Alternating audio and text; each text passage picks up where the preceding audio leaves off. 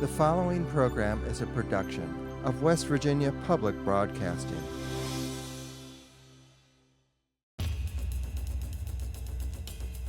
Harpers Ferry is an example of a permanent community where nature never intended one to be. When a Southern poet saw that, he wrote, "John Brown hung between heaven and hell."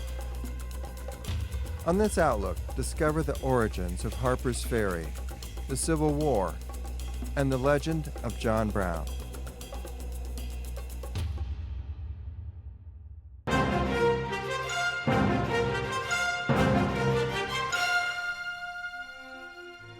This is Outlook, a reflection of our place, our time, and our people.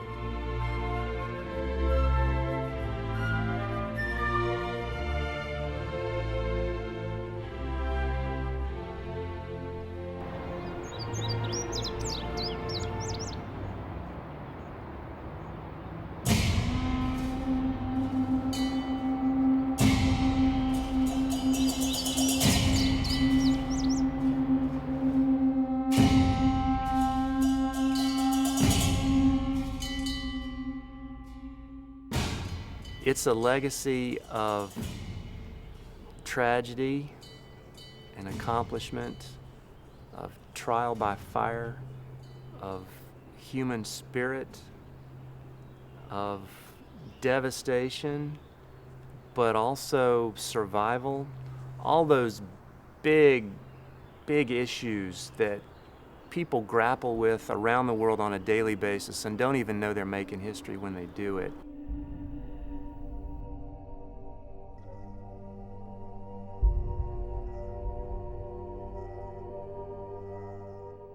Immigrants from many countries came here seeking the American dream. People fought and killed each other here over the American dream and what freedom is and what it means to people. So if nothing else, it's just that simple, what freedom means, and it's just that big.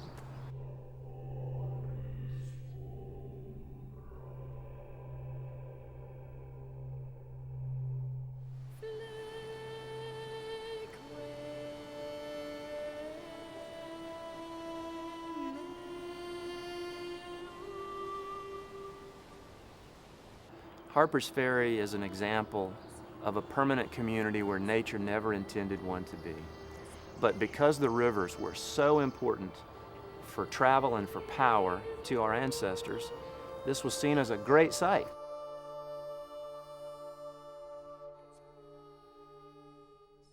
These two rivers, the Shenandoah and the Potomac, are really a major reason why Harpers Ferry is here to begin with. Harper was a millwright by trade in addition to being an architect, and he immediately recognized the potential for water power here, and he didn't waste much time building a mill, a water-powered mill just upstream on the Shenandoah River. Robert Harper is considered to be the founder of the town. He came here in 1747, and he was really just looking for a shortcut. He was on his way to Winchester to build a meeting house for Society of Friends, and he was told about this place called The Hole, and it would shave some time off his journey. He was leaving Frederick City in Maryland, headed to Winchester, Virginia, and he was guided to this spot, this gap in the Blue Ridge Mountains. And there was a man here at the time named Peter Stevens, who was a squatter on Lord Fairfax's land, and Stevens operated a ferry, crude ferry across the river. He was a Dutchman who was basically an illegal squatter. He had no legal title to this property, but he did have a log cabin and a corn patch here. So Harper was not the first. He does make an offer to Stevens to purchase, his land and some of his equipment from him. Stevens ultimately sold this land to Harper, even though Stevens didn't own it. Harper ended up buying it twice. Once from Stevens and once officially from its rightful owner, Lord Fairfax. So Harper hammers out a contract, purchases some land at the point here where the Shenandoah and Potomac rivers meet, and does start, as you probably guessed, operating a ferry boat service across both of those rivers. And that was a major crossing point for travelers as they came east and west and north and south through this gap, into this part of the valley. If things had been a little different, it might have been Stevens Ferry, who knows? But Harper ends up becoming the legal landholder here.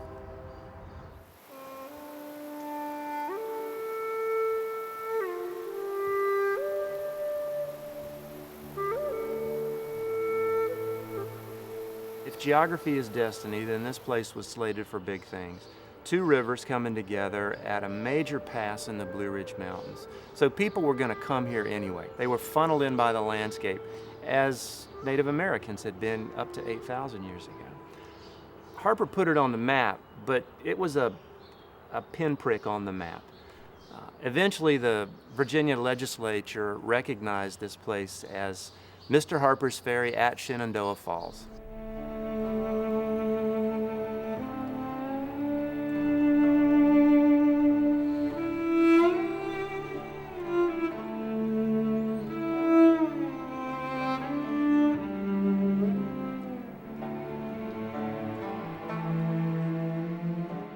Thomas Jefferson was arguably probably the most famous visitor ever here at Harpers Ferry. He came here in October of 1783. Jefferson stays in the Harper House, which again at that time was an inn and a tavern. This was 1 year after Harper's death.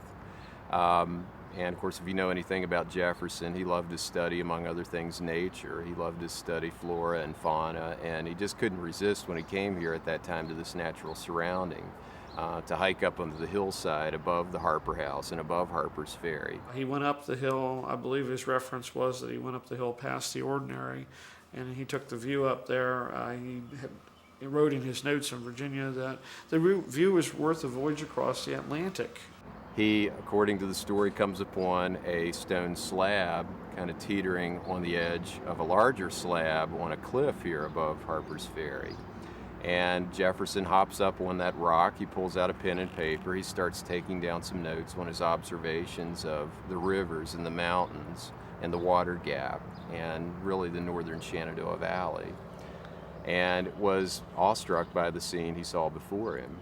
Well, what grew up around the view was a dirty little town. And so it was noisy, it was smoky, it was crowded.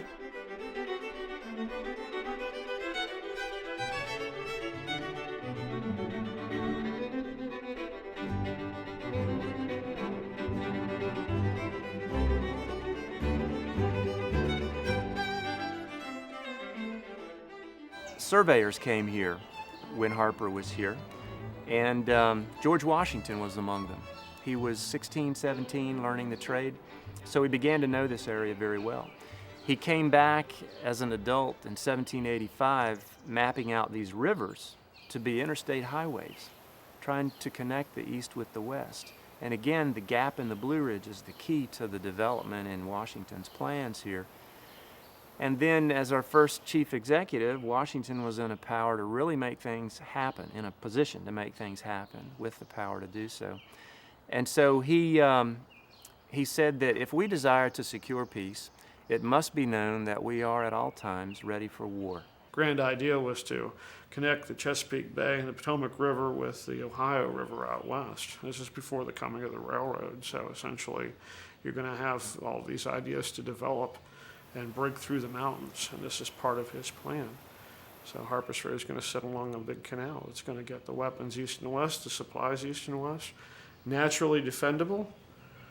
You have iron ore, you have virgin timber. He said the water power is inexhaustible. He called it the most eligible spot on the river.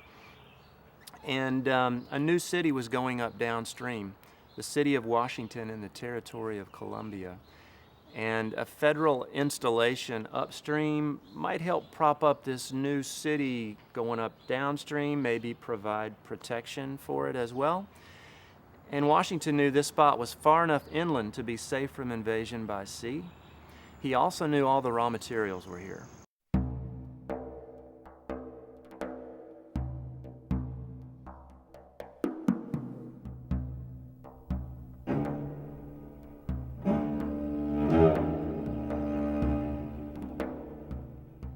And the town boomed in a big way because of that federal infusion of dollars, bringing in armorers, workers. Think of a military base and all the service industries and neighborhoods growing up around it. Well, the Armory had, at its height, 22 buildings, 400 workers, and a 90-foot smokestack, which to visitors in the town, now it's kind of a surprise to imagine there's a smokestack as high as that Catholic church steeple that dominates the town. You're going to make, as an armory worker, you're going to make an entire weapon. And then, of course, later on they experiment with doing piecework where one person manufactures 100 lock plates for the sides of the weapons or 100 other parts and turns them in for their pay. And then, of course, in 1819, we come to the arrival of John Hall, and that changes everything, you know. This is Hall's rifle, which is probably the most technologically advanced rifle made here, but it was patented by a man from Maine, and he convinced the government that he could make this entirely interchangeable, which we've been seeking for years.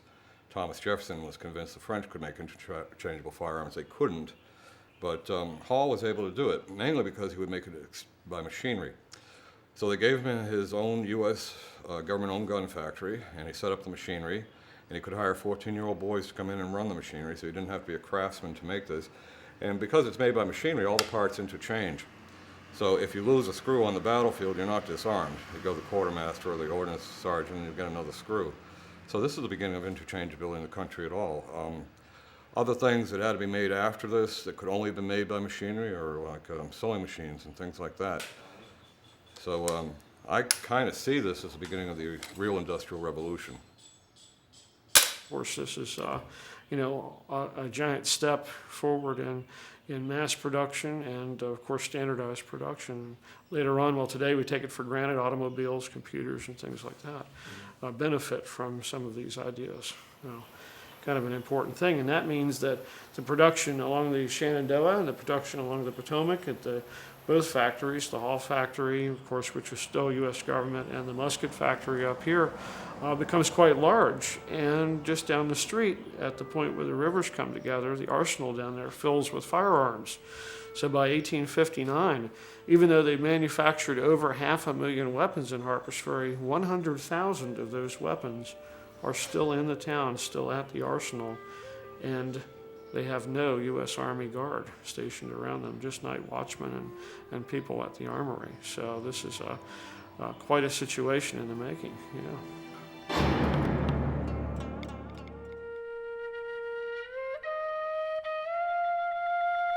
I would describe Brown as a revolutionary, as a person who saw the institution of slavery that kept the United States of America from achieving its real essence and goals of a nation based on the concept that all people are created equal.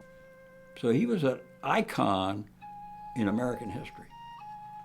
And whether you like him or hate him doesn't make a whole lot of difference.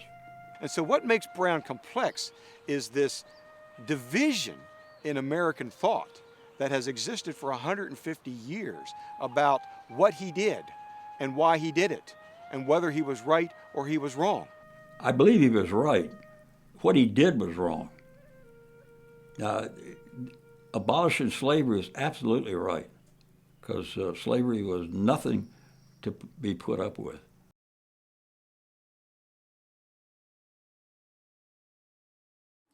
John Brown's family background goes way back to 1800 when he was born in Torrington, Connecticut, to parents who were abolitionists.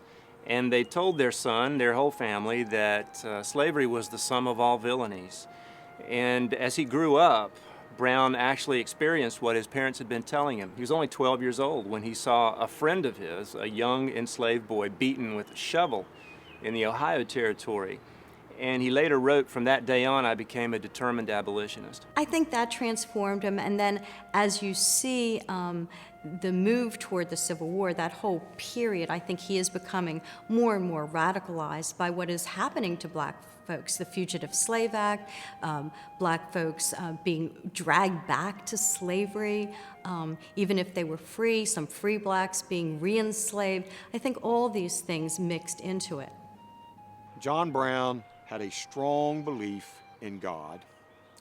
He believed God ultimately placed him here on this earth for the purpose of ending slavery in the United States. He prayed daily. The Bible was his constant companion. He read the Bible daily. He shared the Bible with family daily, with friends, with his compatriots, with his followers. And so here is a man who is convinced that God had chosen him, that God had spoken to him, not just once, not just twice, but constantly about your job for me is to terminate, end, abolish slavery in the United States. So Brown felt very comfortable in his faith. He felt very comfortable in his communications with God, and he felt that God was his protector, God was his diviner, and that his divine mission on behalf of God was to end slavery. He called black people Mr. and Mrs. He had folks eat at his table. He had them work in his businesses. He lived with them. They weren't a people apart for him. They were his brothers and sisters. Brown and his family, as one historian has written, may have been the only white family in America that was not only willing to fight against slavery, but to die to end slavery.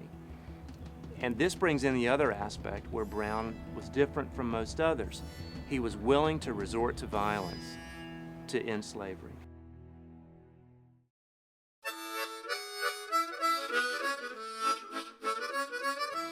At the time of John Brown's raid, Harpers Ferry, Virginia, was home to about 3,000 people. The federal government was the primary employer in town, with over 400 people employed at the United States Armory and Arsenal and the U.S. Rifle Factory. And so it was a busy town, noisy, filthy, industrial town, but those were also the sights and sounds and smells of America, a melting pot with Irish, German immigrants mixing here with others of European and African descent. It is also where the North and South meets, not only geographically, but also really it is the place where you had people from the North who had settled here, from Pennsylvania, people from Eastern Virginia who had settled here. You had free blacks and slaves. You had farms that were being worked without slaves, a few slaves, or many slaves. And so this was a cauldron of the whole country. Harpers Ferry was home to 300 African Americans, only 300.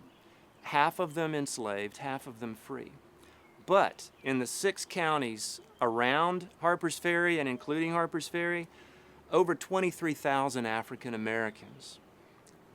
About 6,000 of that number, men of military age.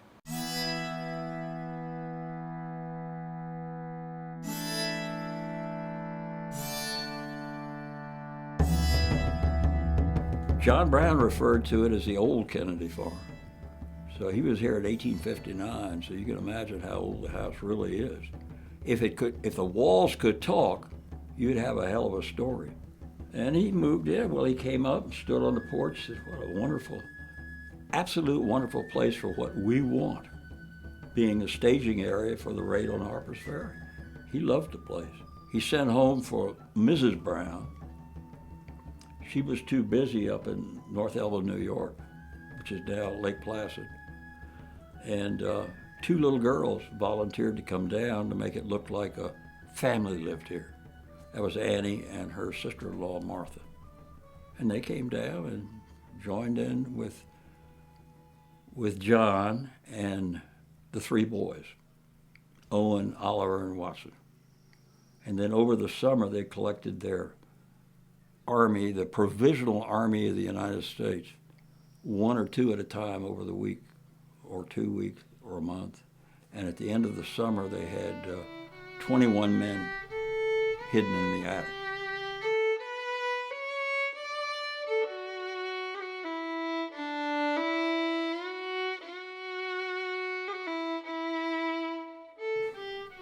The old man would go up and read the Bible to them. Jeremiah Anderson was the dormitory chief, and he would unbox some of the weapons and show them how to clean their rifles, which were Sharp's rifles, which were very modern in those days. And they went across the road there to another cabin, which he had, where they had 1,000 pikes over there, the poles and the bowie knives, and they would put them together over there. So they kept relatively busy. But they came close to mutiny there one time, and Owen sort of stopped them from doing that. The old man was dedicated. And of course, all the rest of them were dedicated too, or they wouldn't have been here.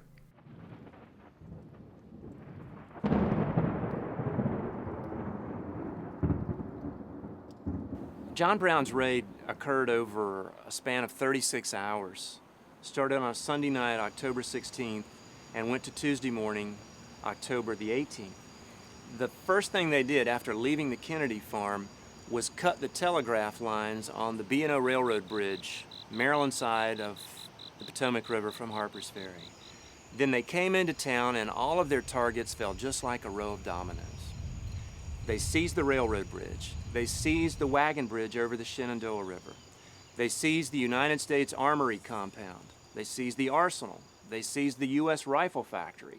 And then a half a dozen of Brown's men went out into the county to begin capturing prominent slaveholders, begin freeing slaves, and spreading the word that this raid, this campaign, this invasion had begun. Citizens were summoned, church bells were soon rung, and volunteer militia from all points of the compass by the next day, only a few hours later, would begin marching on the double quick to Harpers Ferry to put down what they were convinced was a slave revolt, which was the single greatest fear of a white Southerner.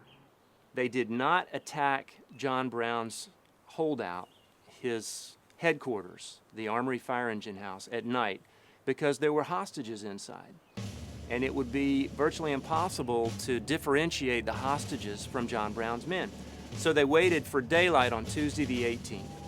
At daylight, Jeb Stuart walked up to the Armory fire engine house under a white flag to speak to the leader of this invasion. Stuart saw that it was useless to negotiate with Brown. The negotiations were dragging on and on. Brown wanted a head start, then he'd release his prisoners and have a fair fight. Gives you some insight into John Brown's thinking. He only had 4 men at that point who could carry a rifle with him.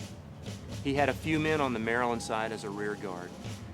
But he knew there was a huge crowd outside had surrounded him. He never considered defeat to be an option. Whatever happened to him or however his plans were changed, it was part of God's plan. Stuart saw, again, useless to keep talking, so he gave the prearranged signal. He waved his hat. That was the signal for a hand-picked party of U.S. Marines to storm the building.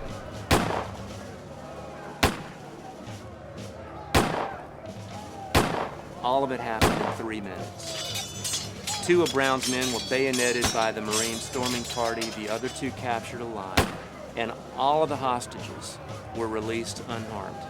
And that was the end of John Brown's reign.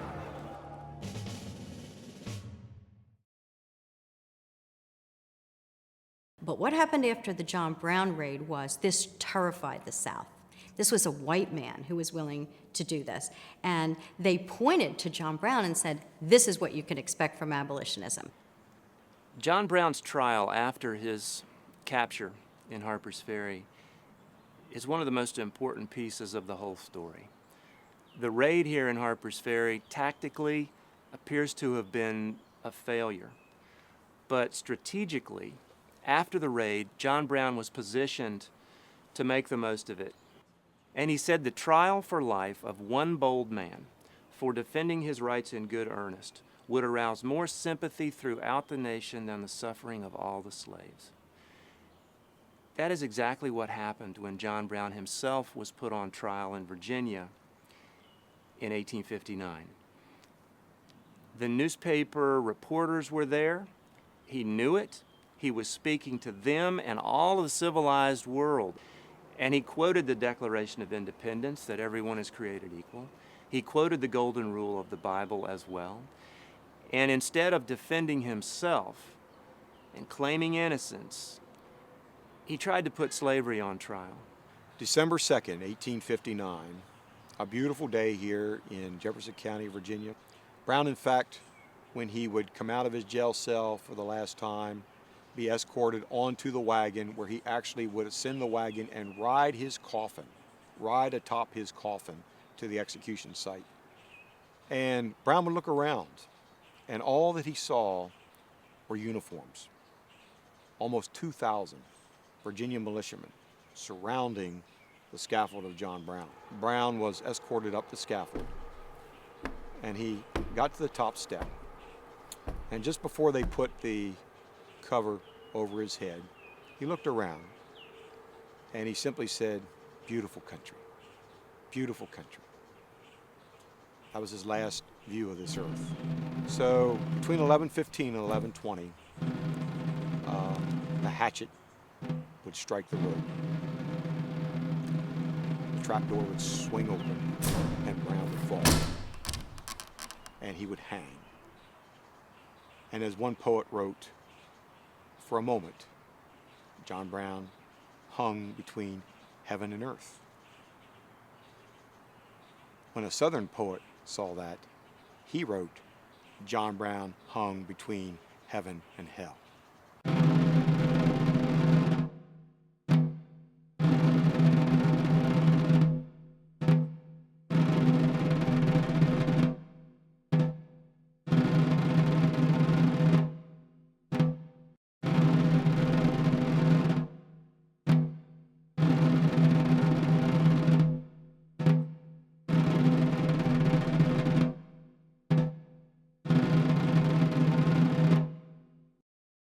This program has been a production of West Virginia Public Broadcasting.